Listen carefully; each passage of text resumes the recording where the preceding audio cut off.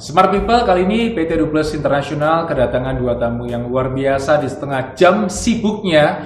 Beliau akhirnya bisa kita pertemukan dan kita kumpulkan. Ada Ibu Lili dan juga ada Pak Tony, dan beliau berdua sama-sama seorang financial planner, sama-sama seorang investment planner, dan sama-sama punya pengalaman di dunia investasi yang begitu panjang. Dan kali ini saya lagi membaca sebuah buku yang tadi dibawa oleh Pak Tony, The Secret of Wealth Management. Oke, yuk kita bicara bahasa dasar dulu. Ya. Bedanya rich dan wealth, Pak. Oke. Menurut Pak Yohanes, rich itu seperti apa sih? Kaya. Resto-resto yang buka di Surabaya atau di Jakarta yang bintang 5, saya harus ada di situ. Resto apa hotel? Resto dulu. Resto. Hotel bintang 5 paling nggak muka saya pernah ada di situ. Jadi ngopi-ngopi cantik itu ya, Pak ya. Atau tempat-tempat misalnya lagi musim Kapadokia kawan. Wah, saya ada di belakang dengan balon-balon udaranya. Itu kan layang putus, Pak. Iya, tapi kan laris dan orang-orang akhirnya pengen tahu Kapadokia kayak gimana ya? Atau mungkin mobil yang pintu 2. Ya kan kalau orang pintu 2 ke atas lagi. Ke atas, jangan ke sini. Pick up dong jadinya. Itu versi saya, gitu kan? Maksudnya pintu 2 diisi Pertamax Turbo misalnya. Itu versi saya sih, versi orang-orang pada umumnya. Iya.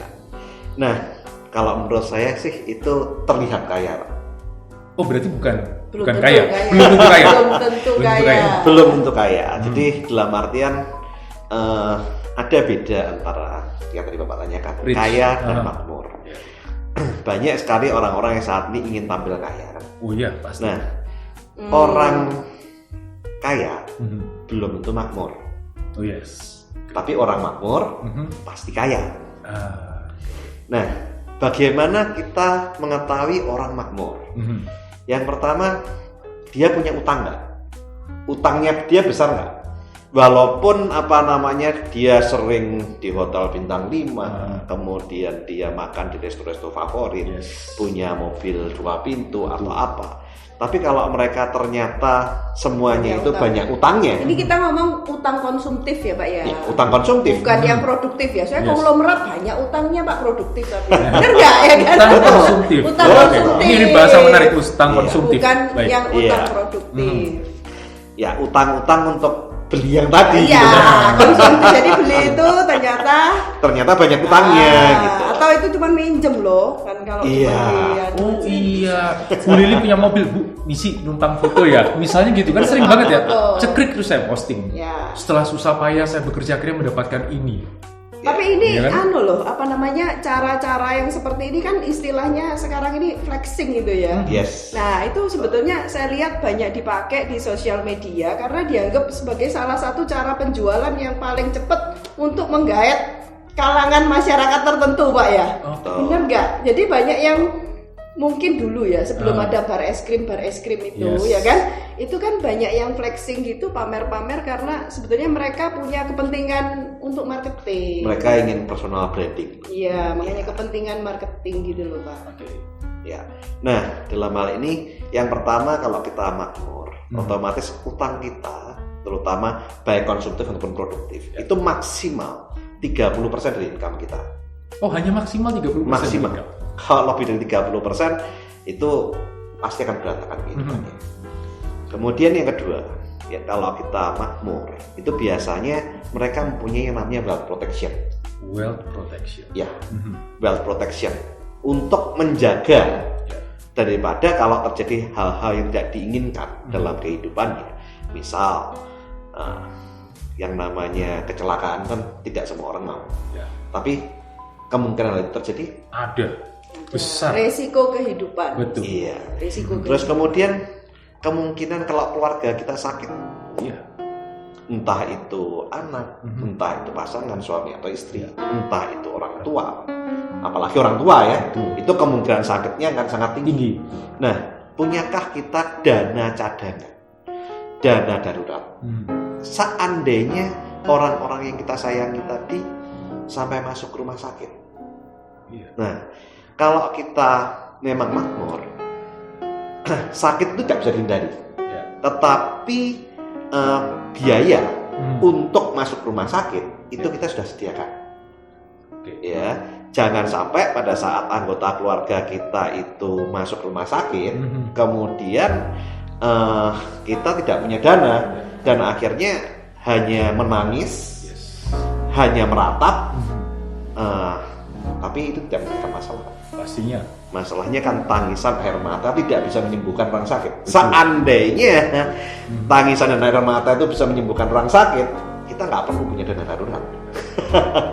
Nah, banyak orang yang terlihat kaya, mereka nggak punya itu, nggak punya dana darurat.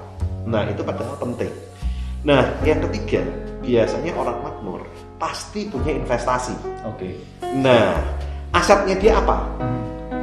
Jadi bukan sebetulnya kaya atau tidak seseorang, makmur tidak seseorang, itu bisa dinilai dari berapa banyak aset yang dimiliki. Ya, berapa banyak properti, berapa banyak financial asset. Yang mana dalam hal ini aset kita akan bekerja untuk kita. Bukan hanya kita yang bekerja untuk uang, tapi bagaimana caranya aset kita bekerja untuk diri kita. Passive income itu ya istilahnya. Iya, bisa dikatakan passive income, tetapi kalau saya lebih suka mengatakan aset. Karena kalau kita bilang passive income saat ini banyak orang yang pikirannya itu negatif. Kenapa orang berpikir passive income itu kita ongkang-ongkang kaya raya? Tapi kalau kita usia pensiun Pak, udah memang secara usia kita sudah tidak produktif sanggup lagi misalkan ya, bukan karena mau males gitu kan. Betul. Ya mau nggak mau kan memang butuh ongkang-ongkang dalam tanda kutip ya, karena kita akan menikmati masa pensiun ya istilahnya. Atau misalkan memang secara fisik ya tidak mampu lagi, tidak mumpuni lagi gitu kan. Jadi sebetulnya passive income ini kalau buat saya kayak dana pensiun sih sebetulnya ya. Kalau misalkan ya tentunya usia berapa kita pensiun nanti, normalnya kan 55 kalau di sini normalnya PNS ya Pak ya. Betul. Sekarang dinaikin ya kan kayaknya ya. Konon 58 yang 58 baca. Ya. Nah istilahnya kalau misalkan pada saat usia tersebut itu ternyata masih sanggup bekerja lagi secara fisik ya nggak apa-apa, tapi paling tidak pada saat usia segitu dananya dia sudah cukup untuk kalau misalkan dia ternyata secara fisik nggak mampu ya bisa tadi itu ongkang-ongkang, karena bukan mau males, karena mungkin ada masalah-masalah kondisi fisik juga ya gitu loh. Di samping itu kan masa pensiun itu sebenarnya masa emas. Sebetulnya, yang mana kita bisa menikmati hasil kerja keras kita mulai dari usia 20-an sampai usia 55. Nah, tapi untuk itu otomatis kita harus mempersiapkan di usia 20 sampai 55 dengan kita memiliki aset. Jadi bukan justru kita istilahnya di usia produktif kemudian kita lebih suka untuk menghabiskan uang untuk terlihat kaya. Benar. Itu konsumtif itu ya. Betul. Ya, itu konsumtif. Satu hal yang perlu kayaknya nanti kalau sudah usia mateng gitu ya Pak. Betul. Jadi satu hal yang perlu rekan-rekan paham, yaitu sebetulnya biaya hidup itu murah. Benar. Gaya hidup itu yang mahal. Ya, betul. Dan gaya hidup itu unlimited. Kalau di Indonesia sebetulnya biaya hidup relatif terjangkau ya Pak ya. Saya pakai Grab itu kemarin dulu dapat nasi bakar Pak 16.500 sampai kita nggak bakalan kelaparan ini. Makan siang makan pagi cover di satu. Iya, cuma 16.000. Saking murahnya ya istilahnya kalau kita ngomong makan ya kan. Gitu loh. Saya tidak mengatakan bahwa kalau kita membeli barang-barang branded itu salah. Tetapi Anda boleh membeli barang branded tapi maksimal 10% dari income Anda. Kalau udah nabung Pak. Nah artinya kalau Anda sudah punya income yang besar, Anda boleh untuk makan di resto, nginap di hotel bintang 5, mempunyai sport car, segala macam itu, that's no problem gitu. Asal Anda memang punya income yang besar. Nah, dan Anda sudah menata kehidupan Anda. Nah, sehingga Anda betul-betul makmur. Nah, cuman sekarang Pak Tony, kita kalau ngobrol masalah dana pensiun ya Pak ya. Yap. Ini kalau kita ngomong di Indonesia tuh kita sama-sama financial planner kan kita tahu Pak lapangan Pak. Ya. Kebanyakan orang kan nggak siap itu Pak.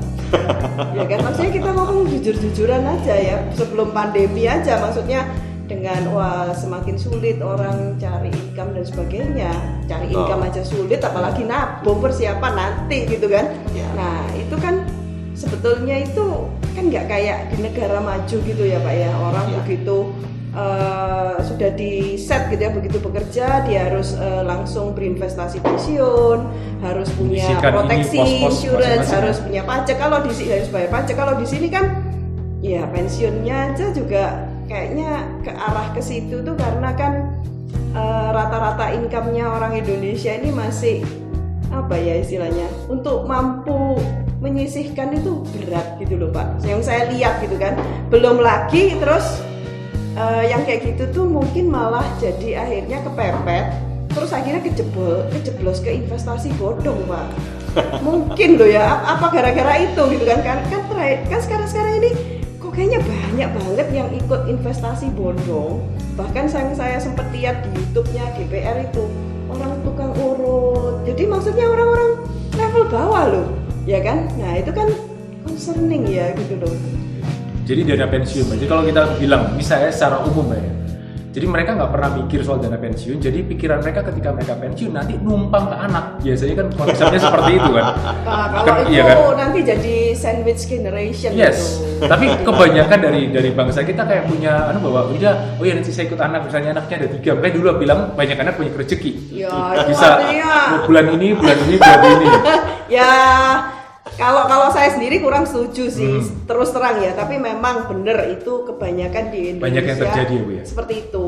Tapi jadi asetnya anak. Asetnya anak. Ya, akhirnya asetnya jadi anak. Kan ya. ibaratnya nanti ya itu memang banyak terjadi lah di Indonesia atau negara-negara timur ya.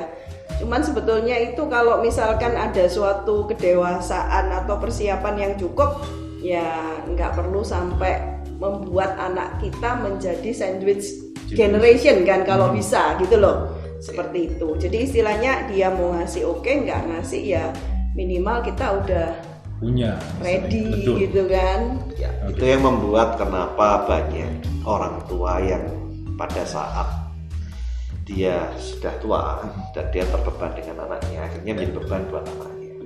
Kasihan, padahal anaknya sendiri kan punya beban sendiri ya. Dia kan juga punya anak, punya keluarga sendiri. Nah, sehingga kalau zaman dulu mungkin biaya hidup belum terlalu besar ya.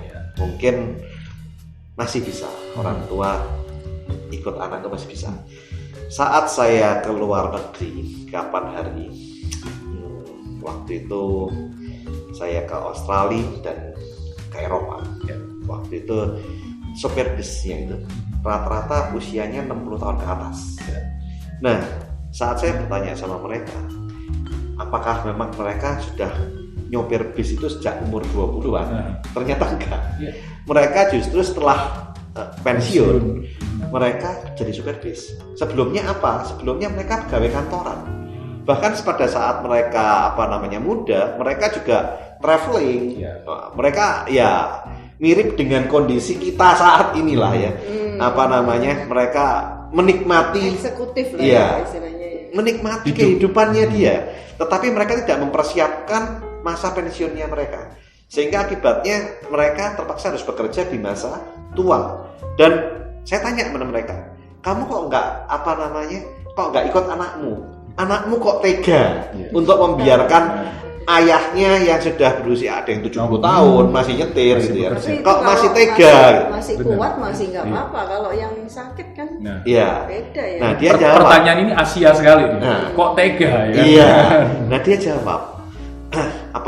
Terutama yang Australia. Karena yang Australia dulu juga kalau lagi berlibur itu sering ke Bali. Yes. Dan dia mengatakan sama saya, Ton, di Indonesia itu memang adatnya seperti itu. Kebiasaan itu masih ada. Tetapi di Australia kebiasaan itu sudah hilang sejak zamannya papa saya gitu. Jadi papa saya aja nggak ikut sama saya, masa saya harus ikut anak saya? Itu ada semacam kedewasaan mental, Pak. Iya, Jadi mereka bisa merasa bilang bahwa anak saya pun sudah punya masalah sendiri, punya masalah finansial. Nah, kalau saya ikut sama mereka, saya akan menjadi beban finansial buat anak saya. Dan ya, ini bisa membuat cucu saya nggak respect sama saya, membuat pasangan daripada anak saya itu juga tidak respect sama saya. Lebih baik saya bekerja, tapi mereka punya respect pada saya, dibandingkan saya tergantung dengan anak saya dan kemudian mereka nggak respect sama saya, bahkan ya ada hal yang bisa menyakitkan hati saya, dia mengatakan seperti itu. Dan sebetulnya ya kalau kita lihat saat ini di kondisi sehari-hari banyak ya ya orang tua yang tergantung sama anaknya kemudian merasa tersia-sia gitu kan. Nah, dalam hal ini maka dari itu saya menyarankan kepada ya rekan-rekan agar kita mempersiapkanlah saat kita masih di usia produktif antara 20 sampai 55 tahun. Itu jangan dengan penghasilan yang kita miliki kita mau terlihat kaya. Ya. Tapi kita betul-betul kita menata keuangan kita agar saat kita nanti pensiun kita bisa well, kita bisa makmur. Makmur ini tidak harus kaya sekali ya, tapi segala sesuatunya tertata, tercukupi. Jadi saran saya buat rekan-rekan, Anda harus mulai menata keuangan. Jangan saat Anda masih usia produktif ya 20 sampai 55 tahun kita ingin terlihat kaya, tetapi kemudian masa tua kita itu kemudian berantakan. Lebih baik kita menata kehidupan kita agar saat kita tua kita kondisinya makmur dalam hal ini tidak harus kaya sekali ya, tetapi semuanya tercukupi. Punya rumah, kemudian kalau misalkan kita sakit ada biaya untuk berobat, kemudian untuk kebutuhan sehari-hari tercukupi. Ya, kalau bisa setahun sekali atau 2 kali bisa berlibur ke luar negeri menikmati kehidupan ya. Nah, itu saya rasa sudah sangat menarik sekali gitu ya. Nah, sehingga dalam hal ini akan lebih bagus kalau kita tata sejak awal. Nah, dalam buku yang tadi Pak Yohanes tadi katakan ini penulisnya ini. Nah, makanya saya tadi baca menarik, tapi saya pengen tahu nih bedanya apa. Dikasih tahu ini penulisnya ini. Nah, beliaulah penulis dari buku sekaligus ini. Yang punya penerbitannya. Wow. Iya. Nah, dalam buku yang kebetulan kami tulis itu pada saat Anda memiliki income itu sebaiknya Anda pisah jadi 5 pos. 5 pos. Ya. Nah, pos yang pertama yaitu pos untuk need, pos untuk kebutuhan sehari-hari. Kemudian pos yang kedua adalah pos untuk Anda punya want, keinginan. Ya, tadi saya katakan maksimal 10% dari income. Jadi bukan berarti kalau kita pun nata keuangan kemudian semuanya nggak boleh ya. Wah, jadi pelit gitu. Benar. Nah, ini kita bukan mengajarkan kepada Anda pelit, tapi mengajarkan Anda untuk irit. Nah, beda antara irit sama pelit.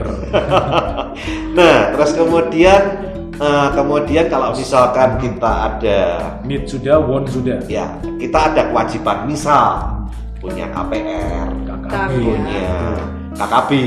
Nah, itu otomatis kan kita jangan sampai rumahnya disita atau mobilnya ditarik debt collector gitu kan. Nah, kita harus menyisihkan dana untuk membayar debt kita, ya kewajiban kita. Itu harus kita sisihkan begitu terima income, langsung debt ini harus dibayar. Kemudian disisihkan ke masing-masing pos gitu supaya kita disiplin.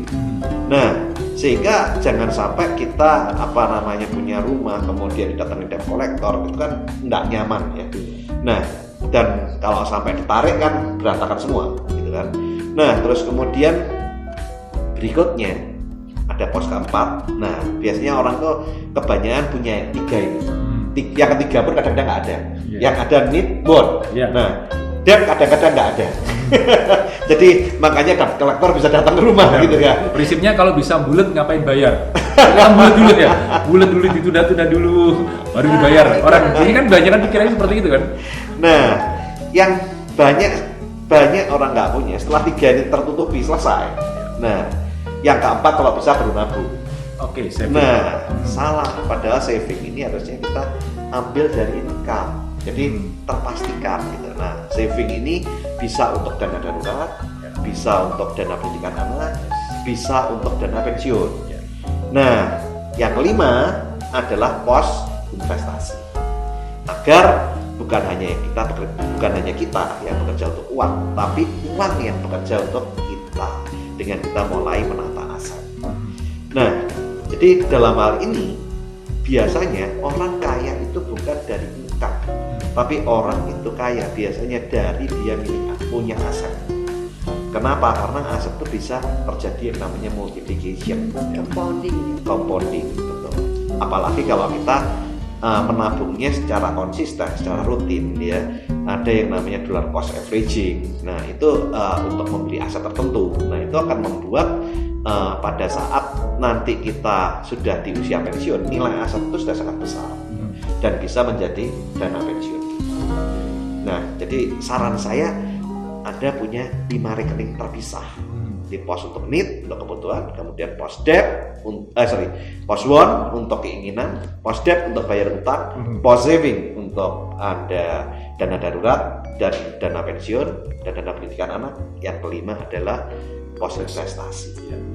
Nah, banyak orang bertanya sama saya, menurut Bapak dari 5 pos ini mana yang terpenting? Oke. Nah, kira-kira menurut Pak Yohanes, kira-kira lebih yang terpenting dari 5 pos ini yang mana? Untuk stabilitas saya pikir utang tuh harus dibayar dulu nih. Karena saya paling gak kuat kalau misalnya rumah tangga saya terganggu gara-gara ditagih lah, diteror lah istilahnya. Ini kalau versi saya pribadi sih. Tapi kalau yang ranking 2-nya mungkin ke investasi. Itu versi pribadi. Iya, banyak orang yang berpikir itu. Padahal sebenarnya yang menurut saya tepat adalah pos yang keempat yang paling penting, saving. Yes. Kenapa? Pos saving itu adalah pos dana darurat.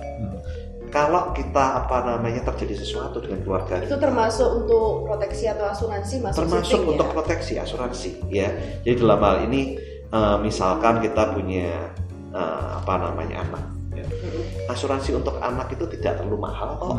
Sebetulnya kalau kelas kamar 500.000 ada salah satu asuransi yang untuk kelas kamar 500.000 ya, nggak harus yang mewah, tapi minimal kalau sampai terjadi sesuatu itu tercover. Nah, kelas kamar 500.000 itu hanya kurang lebih 1 jutaan setahun, ya, per anak. Kan sebetulnya nggak terlalu besar. Itu yang swasta ya Pak ya? Betul. Ya, yang swasta ya. Udah nggak pakai antri lah istilahnya, ya, kalau ada apa-apa ya kan gitu. Ya, kan? betul. Nah, kalau untuk orang usia 20-30 tahun mungkin sekitar 2 jutaan lah, kurang lebih. Tapi itu kan setahun. Kalau terjadi sesuatu, maka orang sakit tuh biayanya berapa sih? Betul.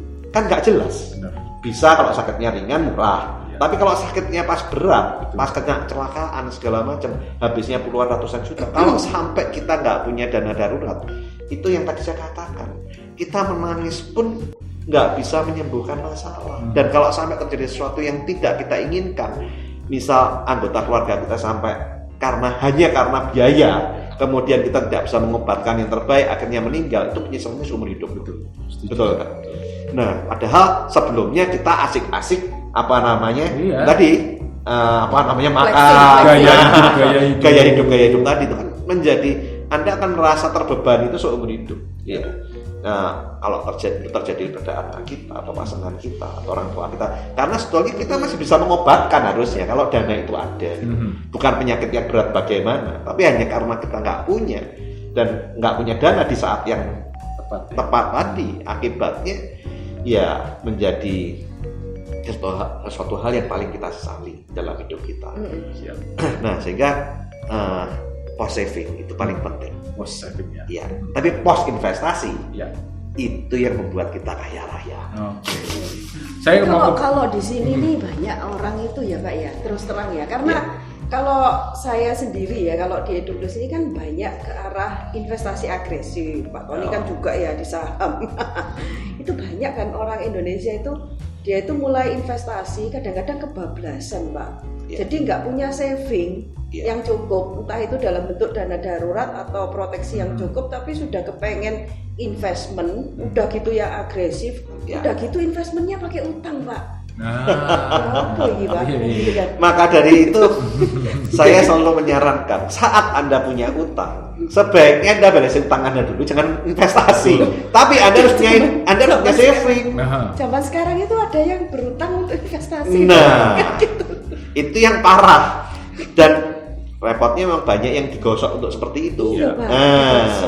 Banyak mungkin temennya atau siapapun lah ya yang menggosok dia untuk memasukkan itu dengan harapan itu bisa untuk membayar utangnya. Padahal itu ternyata investasi bodong. Nah, terus pada saat itu meletus hilang semua, Pak. Kehidupannya jadi berantakan.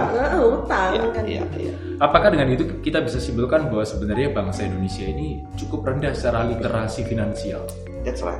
Ya, memang seperti itu, Pak. Jadi sebetulnya karena Indonesia ini literasi finansialnya itu rendah, sebenarnya Indonesia ini juga jadi sasaran empuk oleh oknum-oknum, ya kan? Dan kita juga sebetulnya ini kan menggejala ya. Jadi kadang-kadang itu oknumnya ini saking banyaknya duitnya juga bisa ke atas, mengalir ke atas duitnya untuk ke yang seharusnya mengawasi jadi melakukan pembiaran karena mungkin ada sesuatu yang tersalurkan, bisa jadi seperti itulah ya. Jadi akhirnya masyarakat ini malah terjajah oleh bangsa sendiri kadang-kadang kalau saya lihat ya.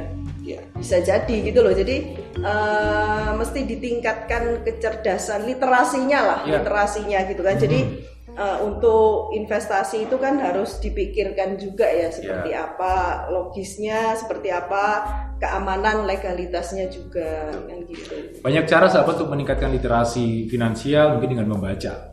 Atau mungkin bergabung bersama dengan PT Edu Plus, kita punya Smart Book Review, kita mempelajari buku-buku yang jadi kitab sucinya para trader, kita dididik untuk melihat, seperti ini, cara bacanya seperti ini, dan itu bukan sesuatu yang instan, itu butuh waktu untuk belajar, butuh waktu untuk berlatih, dan butuh waktu untuk terjun langsung di dalam dunia itu. Betul. Makanya saya kalau biasanya untuk rekan-rekan yang bertanya kepada saya tentang bagaimana melakukan investasi, biasanya saya selalu arahkan dulu untuk menata keuangannya terlebih dahulu dalam 5 pos tadi.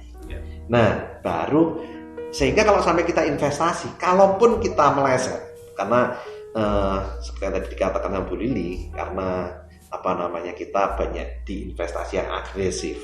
Nah, ini kan ada kemungkinan terjadi loss. Nah, jangan sampai pada saat loss itu mengganggu kehidupan kita. Nah, makanya kalau biasanya saya hanya menyarankan kurang lebih maksimal 20% dari income itu untuk investasi. Sehingga kalaupun Anda loss, Anda hanya kehilangan 20%. Ya. Yang 80% untuk hidup Anda, untuk post need Anda, untuk bayar utang, untuk mungkin keinginan agak hilang ya kalau sudah kita sampai loss ya. Nah, untuk saving semuanya sudah tercukupi semua, sehingga kehidupan kita nggak akan berantakan. Nah, baru setelah saya melakukan training untuk money management atau menata keuangan, nah baru kita ajarkan untuk bagaimana berinvestasi. Itu pun juga ada yang namanya money management untuk investment. Ibarat bangun rumah itu pondasinya dulu yang dibangun. Pondasi itu nggak kelihatan, tapi sangat penting. Betul. Tiba-tiba orang sini tuh banyak yang kayak pengen langsung atap nih. Belum apa-apa atap itu pikirin kan. Nggak pernah dibangun gitu loh. Karena apa? Merasa nggak kelihatan di dalam tanah lah. Ya pondasi kan gitu. Tapi kan itu butuh untuk kekuatan ya kalau seperti itu. Jadi sebetulnya kalau sebelum investasi, apalagi yang agresif ya Pak ya, butuh saving itu tadi ya Pak ya. Jadi betul-betul kita harus tata dulu kehidupan kita. Kalau kita mau berinvestasi, 20% dari income itu akan membuat kita aman.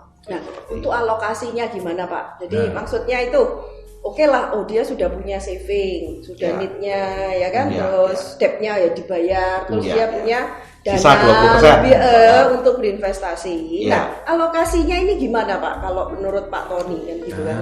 Nah, itu kan ada kategorinya gitu kan. Ada 2 tipe untuk kita melakukan investasi. Yang pertama yang sesuai karakteristik. Nah, kalau sesuai karakteristik berarti ada yang tipikal yang konservatif. Maka dia akan lebih suka investasi di yang instrumen-instrumen yang konservatif seperti deposito, kalaupun reksadana pasar uang seperti itu ya. Itu yang tipe konservatif. Kalau yang tipe moderate, profil resiko. Kalau tipe moderate, nah itu mungkin sudah mulai bisa obligasi, kalau misalnya dana campuran, emas, properti juga masuk situ. Iya betul, seperti itu. Nah terus kemudian kalau yang agresif, nah itu ada saham, kemudian ada futures, commodities segala macam. Nah itu masuk di dalam yang agresif. Nah itu kalau berdasarkan karakteristik. Nah atau risk profile seseorang. Nah yang disarankan Pak Tony gimana nih Pak? Nah tapi ada yang tipe kedua. Biar nggak subjektif. Kalau itu kan subjektif. Subjektif. Tergantung kan, dari karakter kita bagaimana. Harusnya kan ada pakemnya yang objektif kan. Betul. Gitu. Nah di dalam buku Secret of Wealth Management juga saya menulis yang menurut saya lebih objektif adalah yang sifatnya berdasarkan usia. Nah itu. Berapa tuh? Dapatkan bukunya langsung di sini atau mungkin bisa baca secara langsung di library kita di PT Edu Plus. Anda bisa beli lewat Edu Plus bukunya. Ini bocorannya Pak gitu. Berdasarkan usia. Berdasarkan usia supaya objektif. Jika usia Anda masih di kisaran 20 sampai 35 tahun, ya itu kita kan masih muda ya. Anda bisa cenderung agresif. Tapi walaupun agresif jangan 100% agresif ya. 50% Anda bisa tempatkan di agresif. Saham, derivatif. Ya, saham bisa derivatif. Kalau kripto belum ya Pak ya? Belum ya? Saya jangan ya. Ini pendapat pribadi Pak ya, Bu ya. Jadi ada orang yang punya pendapat masing-masing. Tapi pendapat saya pribadi, saya tidak terlalu suka berinvestasi di kripto. Kenapa? Karena tidak punya underlying aset. Betul. Jadi ya kenapa naik, barangnya kenapa turun, itu bingung gitu. Underlying asetnya nggak ada gitu. Gray area Pak, kita bilang ini masih abu-abu. Mungkin juga permasalahan itu Pak ya, untuk bisa mining kripto itu juga menyedot resources loh. Ya kan? Besar karena listriknya besar. Iya, jadi istilahnya kan meningkatkan biaya itu kan seharusnya untuk kehidupan kita kan. Betul. Bisa jadi seperti itu. Kalau saya lihat sih ada permasalahan lingkungan juga ya. Dan faktor risikonya sangat besar Bu, karena saat ini faktor keamanannya juga kadang-kadang banyak yang kayak koin cek, kemudian banyak lah ya yang tiba-tiba bawa duit tiba-tiba hilang gitu aja. Nah ada yang turunnya itu cepat drastis seperti kemarin ada usia muda tadi ini. Jadi kita bisa cenderung lebih agresif. 50% di agresif, 30% di moderate, 20% di konservatif. Kenapa? Kadang-kadang pada saat kita melakukan investasi yang agresif itu bisa saja kan momennya nggak tepat. Nah mungkin tiba-tiba pas setelah kita masuk terjadi sesuatu karena faktor makroekonomi yang di luar prediksi kita. Nah sehingga misalkan kita ambil posisi beli, ternyata terjadi jatuh pes. Nah kalau kita 100% di sana kita nggak punya peluru apapun gitu ya. Nah tapi pada saat ini jatuh, kalau misalkan kita masih punya 30%, 20%, itu kan kita masih bisa melakukan pengamanan lah istilahnya ya. Penyelaman. Jaring pengamannya ada di situ. Ini istilahnya kan saran umum ya, untuk yang pada umumnya. Betul. Nah, terus kemudian kalau usia kita sudah di usia 35 ke atas. 35 sampai 55. 55, itu kita bisa cenderung untuk moderate. Ya, jadi porsinya mungkin kita kurangi yang agresif dari 50 30 20 menjadi porsi 40 di agresif, 30% di moderate, 30% di konservatif.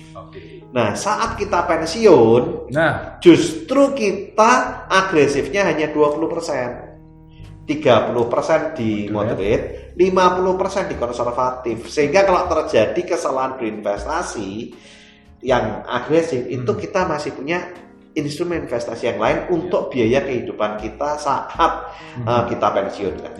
Nah, banyak sekali orang-orang yang pensiun itu justru terbalik.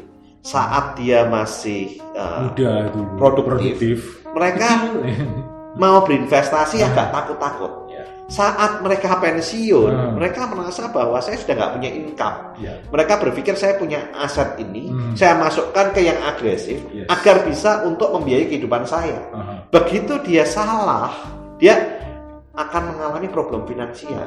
Nah, bukan karena dia nggak punya tabungan di awal, tapi salah melakukan investasi saat pensiun. Salah timing dan memilih investasi yang volatilitasnya terlalu tinggi. Betul. Jadi kenapa banyak orang yang akhirnya berantakan hidupnya karena investasi? Karena salah pada saat melakukan alokasi aset tadi. Timingnya salah, alokasi asetnya terlalu agresif. Betul. Makanya kalau saya pribadi, saya lebih cenderung suka untuk yang berdasarkan usia. Itu membuat kita lebih bisa well. Tapi kalau dari pengalamannya Pak Tony selama ini ya rata-rata orang di Indonesia gimana Pak? Rata-rata Indonesia yang tadi yang katakan saya terbalik tadi. Kebalik Pak ya. Jadi mereka pada saat pensiun, pada saat masih muda, financial disaster. Mereka takut-takut. Nah, saat mereka pensiun, mereka nggak punya uang. Apa itu? Nah, mereka sudah nggak dapat gaji kan? Nah, akhirnya masalahnya satu, mereka nggak mau downgrade lifestyle. Kan kerja itu udah posisinya bagus, lifestyle-nya kan udah tinggi nih. Masalahnya begitu kita pensiun, cut kan, nggak ada income. Nah, gimana supaya mendapatkan income itu? Akibatnya tabungan ini dari pertamanya konservatif atau moderate dimasukkan ke semua agresif agar bisa mendapatkan hasil investasi yang setara dengan mereka produktif. Tapi kan akibatnya kan ini bahaya. Itu yang zaman generasi kita mungkin gitu Pak. Kalau yang zaman sekarang ini Pak, milenial ini langsung masuk kripto Pak. Bener gak sih? Kalau menurut saya kan ada resiko-resiko, mungkin mereka itu bukan trading atau investasi tapi lebih ke arah spekulasi atau judi gitu loh. Betul, itu maksudnya kalau yang dulu generasi kita takut-takut usia muda, sekarang usia muda mereka terlalu nakut-nakuti malah orang tuanya jadi ketakutan gitu. Loh, kok jadi gini gitu ya kan? Anda tahu nggak kenapa terjadi? Nah, itu gimana kira-kira Pak? Hal itu terjadi karena mereka kan income-nya belum besar, otomatis masih minta dari orang tua. Kalaupun dia baru bekerja, itu kan income-nya belum besar. Mereka ingin mempunyai lifestyle yang besar. Jadi mereka menempatkan seluruh income yang dia punyain itu dimasukkan sebuah aset yang harapannya dia bisa mendapatkan hasil yang instan dalam jumlah besar untuk membiayai lifestyle-nya dia. Nah, itu yang membuat jadi berantakan. Jadi berantakannya bukan saat usia pensiun, saat ini aja udah berantakan. Itu kalau di meja judi kita sebut all in tuh. Iya, betul. Ini kebanyakan itu sepertinya dari problem mindset ya. Ya karena saat ini kalau zaman kita dulu kelihatan kalau udah usianya. Saya terjepit di sini. Ini berapa sih? Pada zaman itu, itu lebih aman tuh. Pada zaman zaman now ini agak beda, Pak. Pada zaman itu mungkin paling dekat Dev, tapi lain kalau papanya kayak gini ya lain lah. Pada masa saya masih merintis bisnis, nah itu saya masih yang namanya medsos itu kan nggak ada ya, betul. Sehingga pengaruh untuk kita lifestyle segala macam itu tidak seperti saat ini. Bisa diminimalis kan? Itu membuat kita masih bisa lebih tertata ya. Nah saat ini dengan adanya Instagram, adanya Facebook, adanya TikTok dan lain-lain yang media sosial lah pada umumnya ya. Nah itu membuat teman-temannya kelihatan atau orang-orang seusianya kelihatannya lifestyle-nya seperti ini. Aku juga kepingin seperti itulah. Nah dengan keinginan kondisi seperti itu membuat mereka akhirnya berpikir gimana mendapatkan hal itu. Nah sehingga berapapun income-nya dia dapat income, ya disisihkan sehemat mungkin untuk keperluan sehari-hari. Kemudian yang penting eksis, ya kan? Nah, foto seperti itu. Nah, bahkan cukup banyak di antara mereka yang berani untuk melakukan pinjam online. Nah, padahal yang pinjaman online itu mereka nggak tahu resikonya bagaimana, gitu kan? Ada yang pakai kontak handphone segala macam. Nah, akhirnya pada saat dia gagal bayar pinjolnya, wah, semua kontak itu teleponin semua. Waduh, itu apa namanya? Bisa terjadi. Yang rusak reputasi kita. Itu banyak ya rekan-rekan yang mengalami hal itu dikeluarkan dari kerjaan. Kasihan ya. Jadi saya harapkan tidak banyak rekan-rekan yang saat menonton di channelnya Eduplas untuk mengalami kondisi seperti itu. Jangan berani-berani untuk melakukan pinjaman online. Itu Be smart, be wise. Ya. So keywordnya adalah be smart, be wise. Silakan. Oke. Jadi kalau misalkan sudah memenuhi needs, sudah bayar debt, udah punya saving, ya kan. Nah, bonds-nya juga udah tertata lah. Nah, investmentnya ini kalau dari sisi Pak Tony sendiri nih, ini gimana Pak sarannya? Yang kalau Pak Tony sendiri gimana nih, kan gitu ya Kalau kan? saya pribadi memang saya ada beberapa aset di properti. Saya ada tanah, saya ada rumah, saya ada apartemen. Moderat ya Pak ya. Yang untuk yang moderate. Terus kemudian saya ada juga, saat ini cukup banyak porsi saya memang di saham. Di saham yang agresif. Karena saya memang IHSG ya Pak ya ini. Nggak pernah yang saham-saham Amerika gitu nggak ya? Tidak. Nah, ini kenapa kalau saya jelaskan kenapa kok saya lebih suka investasi saham Indonesia, itu kalau saya jelaskan di sini panjang. Itu bisa lihat di video saya. Di YouTube saya ada versi panjangnya. Tony Hermawan Adikaryo.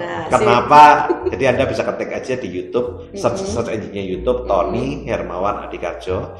Nah, di situ saya mengupas mengapa saya lebih suka investasi di saham Indonesia. Saham-saham IHSG ya. Kenapa ya? Salah satu dasarnya gampangannya ya. Saat ini kan Indonesia ini termasuk emerging market. Ya pasti. Dalam hal ini pasar Indonesia ini sedang growth, bertumbuh, dan banyak dari investor-investor multinasional semacam BlackRock, kemudian JP Morgan, JP Morgan, kemudian Morgan Stanley. Dan masih banyak yang lain itu melakukan investasi di Indonesia. Nah, kenapa? Bagi saya simpel aja gitu. Kenapa saya harus investasi di luar negeri, saham luar negeri, sementara mereka yang hedge fund besar-besar itu justru masuk ke Indonesia. Ya udah, saya investasi di Indonesia. Itu yang pertama. Yang kedua, Indonesia ini kan dari zaman dulu itu sudah jadi incaran asing. Sejak kapan? Sejak zaman dahulu kala. Zaman dahulu kala Pak, memang Pak. Gitu. Zaman tahun 1000 mulai 600-700 dari Gujarat lah, dari Cina lah, kemudian yang menetap lama Spanyol, Portugis, Belanda, Jepang, Inggris, semua masuk semua pengen investasi di Indonesia gitu. Itu nggak cuma investasi, sempat jajah Pak. Sebetulnya awalnya investasi Bu mereka. Iya, awalnya ya. Awalnya investasi. Kok bisa jadi menjajah akhirnya? Tambah mana ya? Itu ada di video YouTube saya. Sekalian biar mengalir ya Pak ya kan. Iya. Kan. Tapi kalau saya mengatakan sebetulnya yang menjajah Indonesia awalnya itu bukan Belanda. Awalnya yang menjajah Indonesia itu adalah VOC. VOC itu adalah perusahaan lembaga, departemen istilahnya kita ngomong, bukan negara ya. Enggak. Organisasi perusahaan TBK pertama di dunia. Ya. Itu VOC. Ya. PT waktu itu pertama. belum ada bursa saham, belum ada BEI. Belum ada. Tapi dia perusahaan terbuka. Terbuka di luar Kenapa? negeri ya. Karena dia punya banyak investor. Nah, jadi dia memang perusahaan terbuka, bukan perusahaan keluarga family, bukan. Perusahaan publik lah istilahnya ya. Iya, betul. Nah, jadi awalnya Indonesia itu dijajah sama VOC. Dan sebetulnya mereka bukan menjajah. Sebetulnya inginnya adalah berbisnis, berdagang. Iya.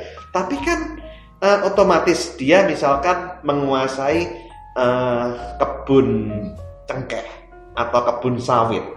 Itu kira-kira akan banyak yang nyuri kan? Iya, pasti banyak pencuri kan. Nah, itu kan mereka perkuat dengan tentara-tentara. Nah, sebetulnya mereka awalnya nggak kepingin menjajah, hanya ingin mengamankan Melindungi. aset. Iya. Tapi lama-lama akhirnya Nah, berkembang. tapi kemudian akhirnya timbul kecelakaan, akhirnya menjajah. Tapi sebetulnya awalnya nggak itu. Yang Spanyol, Portugis itu nggak seperti itu. Karena sebetulnya kan Spanyol masuk, semuanya berbisnis semua dengan kerajaan. Nah, tapi ya kemudian pada saat Belanda itu kemudian VOC mempunyai kewenangan penuh waktu itu sampai punya tentara, sampai punya segala macam dan akhirnya menjadi penjajah seperti itu. Nah, itu apa namanya sempat di YouTube saya banyak yang bilang wah ini Pak Tony bahasnya saham tapi larinya ke sejarah. Tapi sebetulnya aslinya memang bisnis itu berawal dari sejarah ya, Mas. Iya, betul. Itulah kalau seandainya dua expert bertemu akan menghasilkan banyak tips-tips dadakan yang praktikal buat Anda dan berguna buat Anda. Inilah Smart Talk Show yang dipersembahkan oleh PT Eduplus International. Jangan lupa subscribe, like, komen, dan share buat Anda yang mendapatkan manfaat dari kita. Salam profit, salam sehat buat Anda semuanya, Smart People.